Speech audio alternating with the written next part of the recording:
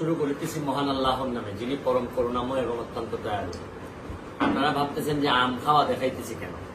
আম তো সবাই খায়, আমিও রেগুলারই আম খাই, কিন্তু আজকের যে আমটা আমার জন্য খুবই স্পেশাল। এটা হচ্ছে গিয়ে গত বছর এই আম গাছটা আমি ওরে দিছিলাম। আমি এমপি হওয়ার আগে আমি 37,000 আমের চারা লাগাইছিলাম। এর মধ্যে একটা আম গাছের আম, 2টা মাত্র আম আসছে। এর মধ্যে একটা ও খাই ফেলছে আর একটা আমার জন্য নিয়ে আইছে।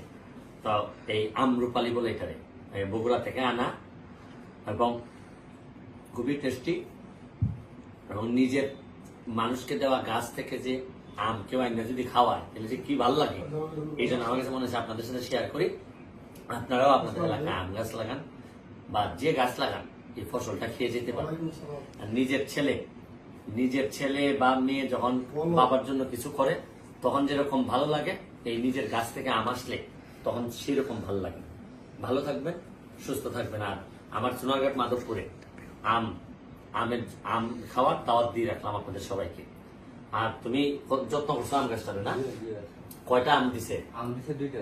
2টা আম ধরছে এবার। 2টা মধ্যে আমার আম্মা সাথে শুন আপনার একটা খাওয়া নিলাম বহুত শুন তাইনার মধ্যে তাইনার এটা মধ্যে অধিকার আছে।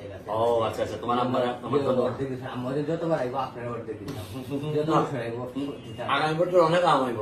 তোমার আম্মার জন্য দোয়া রইল।